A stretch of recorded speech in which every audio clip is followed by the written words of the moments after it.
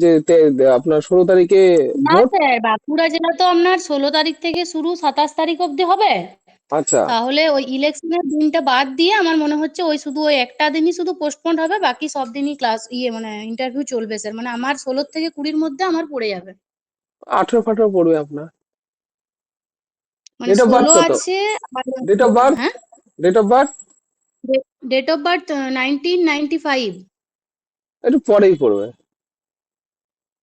ও মানে প্রথমের দিকে যাদের বয়স্করা তারা থাকছে, হ্যাঁ, তারপরে আস্তে আস্তে কমছে বয়সটা। যার যত মানে যে স্যার ওই যত দুদিন ছোট পরে পড়বে নাকি? শেষের দিকে। হ্যাঁ, হ্যাঁ, হ্যাঁ। যে যত যার যত ডেট অফ বার্থ পরে তার সেরকম ভাবে পড়ছে।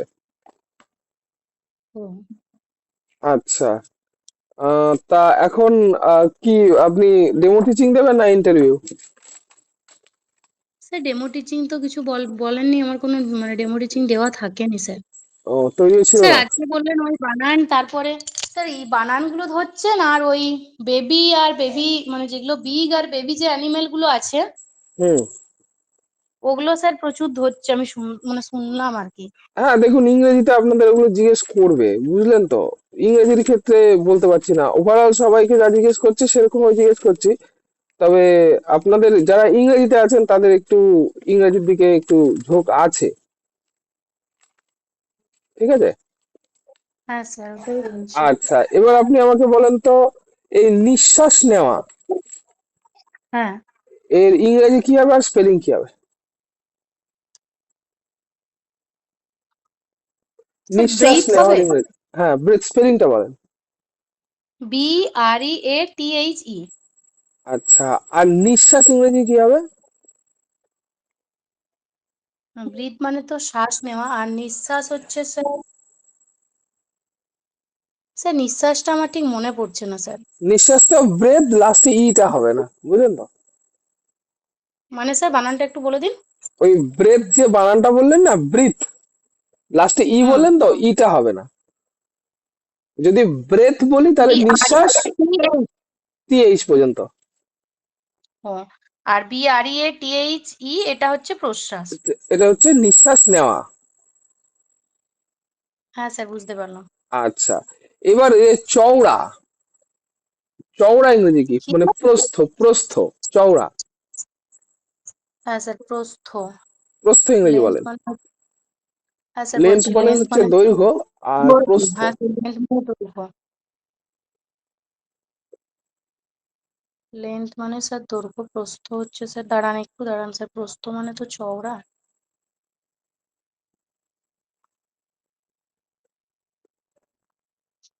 লেন্থ মানে দৈর্ঘ্য।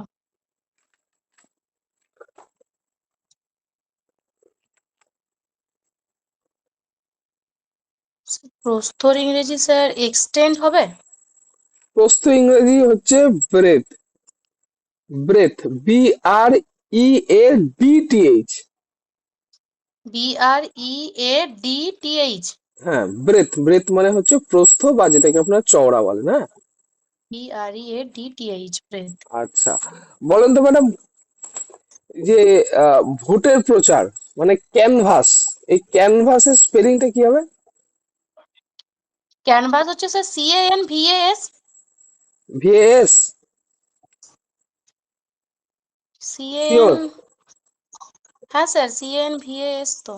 CANVAS, ক্যানভাস, ক্যানভাস মানে হচ্ছে মোটা কাপড়। আমি জিজ্ঞেস করেছি ভোটের প্রচার করা, তার হবে ক্যানভাস, কিন্তু স্পেলিংটা বলেন। VOUS হবে sir, VOUS।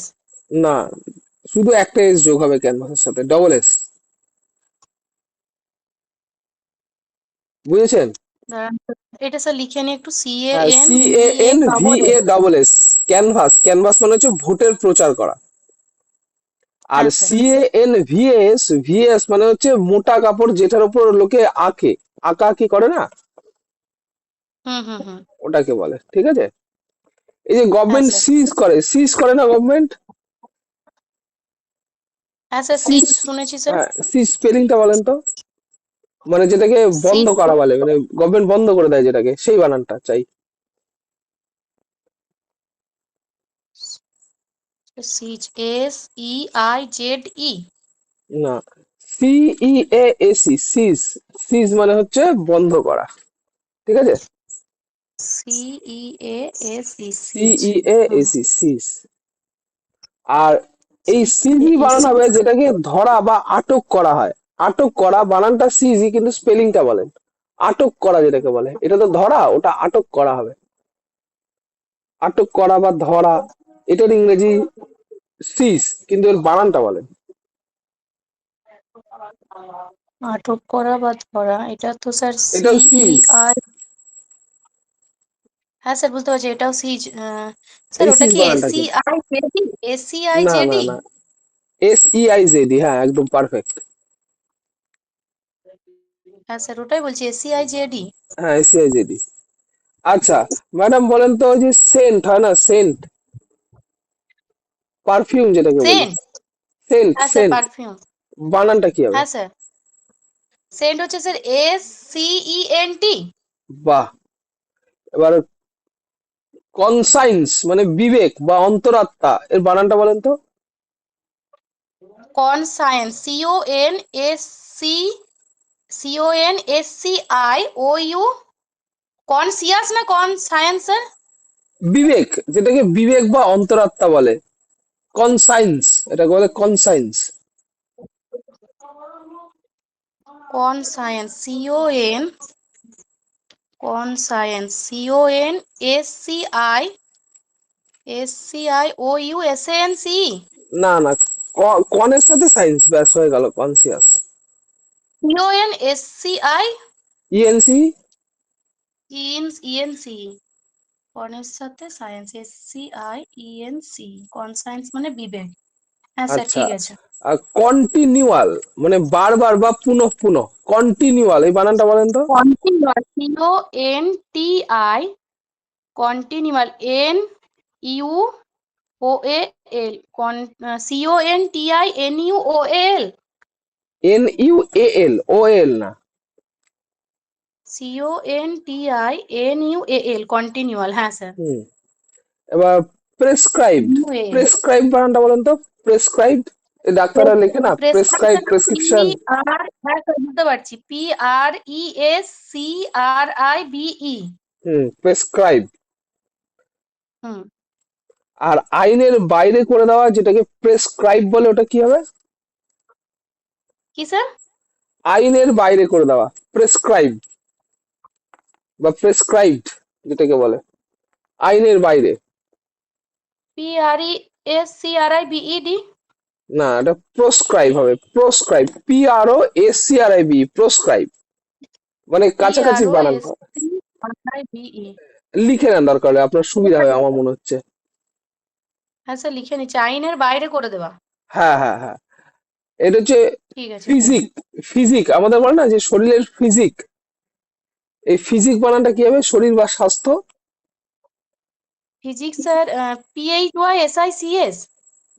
SIQUB, PHYSIQUB, physique মানে শরীর বা স্বাস্থ্য, ঠিক আছে? আচ্ছা ম্যাডাম, হুম। পার্সোনেল, পার্সোনেল ব্যাপারটা বলেন তো, মানে স্টাফ যেটাকে বলে, স্টাফ। PRSONAL।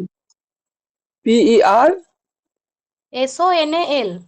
না, SONNEL, NEL, পার্সোনেল। স্যার এটা পার্সোনেল মানে হচ্ছে স্টাফ বা কর্মী বা কর্মচারী, কর্মী। কর্মী। হুম। আচ্ছা, অর্ডিনেন্স, অর্ডিনেন্স মানে যুদ্ধকালীন তৎপরতা বা যুদ্ধ সামগ্রী, অর্ডিনেন্স, বানানটা কি হবে? Ordinance, ORDINANCE।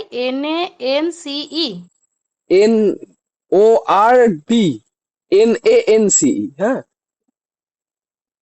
ORDNANCE। ORDNANCE, ordinance মানে যুদ্ধ সামগ্রী, হ্যাঁ।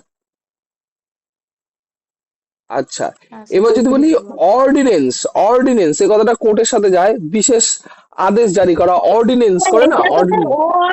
ORDINANCE, ordinance. হ্যাঁ, এবার এটা ঠিক আছে। আচ্ছা, এবার হচ্ছে নোটেরিয়াস মানে সাংঘাতিক বা কুখ্যাত, এর বানানটা বলেন তো।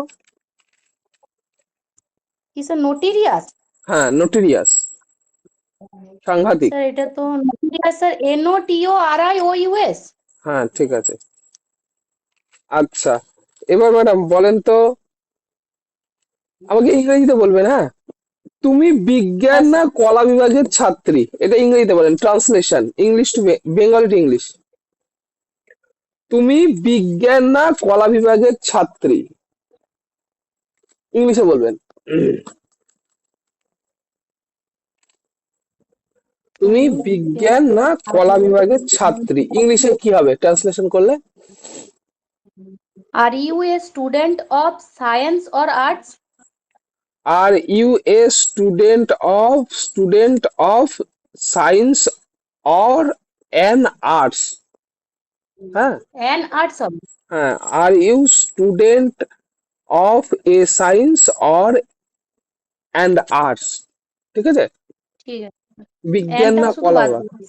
না এন এন এ এন এন এ এন দি না, হ্যাঁ। হ্যাঁ স্যার, ওইটাই কেন, বলছি, অর অ্যানটা শুধু অর বাদ অর দিন। লাগাচ্ছেন তো, হ্যাঁ।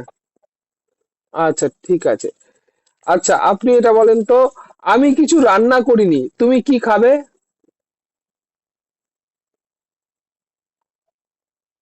I do not cook anything.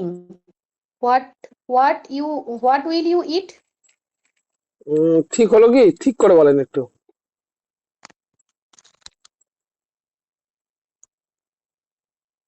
Sir আমি কিছু রান্না করিনি মানে হচ্ছে আই ডু নট কুক। তো আই ডু নট কুক আমি হলো। কিছু আই ডু নট কুক, আমি কিছু রান্না করিনি মানে আই ডু নট কুক এনিথিংও বলতে পারি স্যার। বললেন, তারপরে তুমি কি তারপরে খাবে? উম, তুমি কি খাবে? আমি কিছু রান্না করিনি, I do not. What will you eat sir, এটাই তো হবে না? না, tell me what you did like, tell me what you did like, তুমি কি খাবে, tell me what you did like, ঠিক আছে। হোয়াট উইল ইউ ইট এটা স্যার হবে না? হোয়াট উইল ইউ, না তুমি কি খাবে না, এটা মানে ঠিক পরিষ্কার হচ্ছে না, কারণ বাংলাটা ছোট তো। মানে এটা টেল মি মানে আমাকে বলো, এটা উজ্জে আছে, বুঝলেন তো। স্যার কি বললেন লাস্টের পার্টটা আরেকবার বলে দিন, tell me. Tell me what you did like, এই যে এখানে টেন্সটার জন্য ডিডটা দিলেন না, না এর জন্য বলছি। কেননা একটা সেন্টেন্সে আপনি ইয়ে করছেন, পাস্ট আর প্রেজেন্ট আছে তো, এর জন্য বলছি। লিখে নেন, what you did like, tell tell me me. What you did like, ঠিক আছে। হ্যাঁ স্যার। আচ্ছা, নটায় তুমি আজ কি রান্না করেছো, নটায় তুমি আজ কি রান্না করেছো? নটায় তুমি আজ, নটায় তুমি এটা তো লাস্টে যাবে স্যার, নটায় তুমি আজ কি রান্না, নটায় তুমি লিখে আজ কি লিখে লিখে রান্না। লিখে লিখে করেন, তাহলে মনে হয় আমার বেটার হবে, আমার আইডিয়া। লিখে লিখে করেন, দেখেন করতে পারবেন আশা করছি। নটায় তুমি আজ কি রান্না করেছো, এটা স্যার প্রশ্নবোধক বাক্য। নটায় কি রান্না করেছো sir?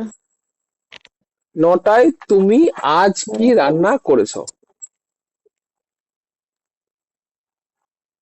Sir what do you cooked today at 9 o'clock? না, নটায় যখন বলেছি তখন এই নটাটা সামনে আসবে, তাহলে at nine what's there for breakfast today, বা হোয়াট ইউ কুকড, এটাও হবে, ঠিক আছে। At nine you what you cook, what you cook today. What you cook at night, এটাও হবে। স্যার আজ বললেন না, ওই কথাটার ইংলিশ কি হবে না এখানে? হ্যাঁ, টুডে হবে, টুডে দেন না। Today at. 9 o'clock বা অ্যাট নাইন। হ্যাঁ স্যার, ওটাই বলছি, অ্যাট 9 o'clock।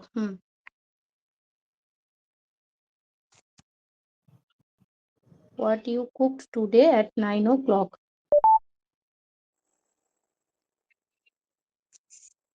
হয়েছে, পরিষ্কার হয়েছে। হুম। আচ্ছা, না ওতে কোষ্ঠবদ্ধতা হয়, এর ইংরেজি কি হবে? কি? না ওতে কোষ্ঠবদ্ধতা হয়, না না স্যার, ওতে কোষ্ঠবদ্ধ। কোষ্ঠবদ্ধতা হয়। স্যার কোষ্ঠবদ্ধতার ইংরেজি কি? কনস্টিপেশন। কনস্টিপেশন। হুম।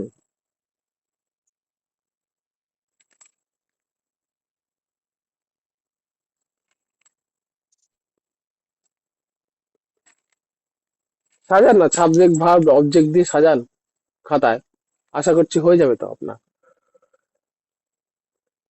না, ওতে কোষ্ঠবদ্ধতা হয়।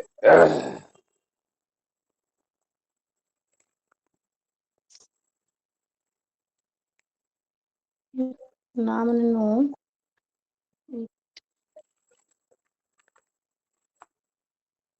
No it is, no it causes constipation. না, একটু একটু আরেকটু ভালো করে বলেন।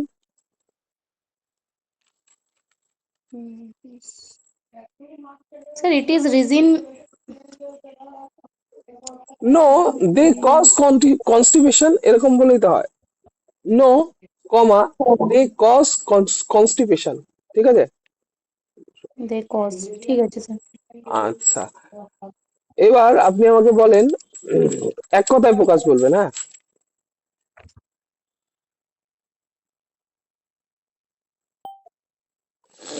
আহ, কোনো টপিক কি রেডি করবেন, বা আপনি এখন কি ইয়ে করবেন, মানে ডেমো টিচিং কিছু আছে? না স্যার, ডেমো টিচিং আমাকে বলুন। ডেমো টিচিং দিতে হবে? হ্যাঁ স্যার। আচ্ছা, দেবো। কোন সাবজেক্টে পছন্দ? স্যার আমার তো ইংলিশই পছন্দ। তাহলে ইংলিশ থেকে একটা টপিক দেন, আমি তো বসেই আছি শোনার জন্য। স্যার আপনি একটা টপিক বলুন, আমি ইনস্ট্যান্ট দিতে পারি নাকি দেখি। আমি একটা টপিক বলবো, ইনস্ট্যান্ট দেবেন ইংলিশ থেকে? তো সেই আবার তো গ্রামার পড়তেন বা। বইয়ের ভিতরে চলে যাবে তো। হ্যাঁ স্যার বলুন। বইয়ের ভিতরে চলে যাবে তো, আমি পছন্দ হ্যাঁ করলে। আমি পছন্দ করলে তো বইয়ের ভিতরে চলে যাবে। তো বইয়ের ভিতরে মানে এখন আমার বই স্যার, দেখতে বসতে গ্রামারের হবে। যদি কিছু দেন। গ্রামারের বলেন কোনটা আপনার বই ভালো নয় স্যার, তৈরি আছে। গ্রামারের কিছু বলুন। বলেন আপনার কোনটা টপিক হ্যাঁ স্যার, তৈরি আপনি আছে। গ্রামারের কিছু দেন ইনস্ট্যান্ট। ইনস্ট্যান্ট দেবো? না। আচ্ছা, ইডিয়াম এন্ড ফ্রেজটা বোঝাতে হ্যাঁ পারবেন? স্যার, ইনস্ট্যান্ট দেন। হ্যাঁ, হ্যাঁ স্যার বলুন। ইডিয়াম ইডিয়াম বোঝাতে পারবেন? Idiom and phrase. কিটা স্যার? Idiom and phrase. ও, ইডিয়াম অফ ফ্রেজ, ওইটা স্যার আছে হ্যাঁ, ওদের 5 অবধি। 5 অব্দি নেই, আপনি তৈরি করেন না একটা। আপনি তো এসছেন তো হায়ার সেকেন্ডারি পাস পরীক্ষা দিতে। ইডিয়াম এন্ড ফ্রেজটা একটু বলেন শুনি। হ্যাঁ স্যার, ইডিয়াম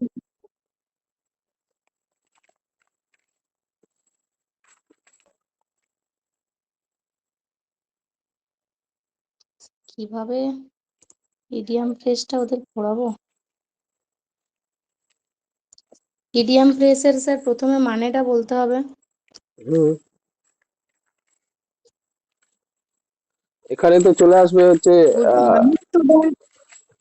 হুম।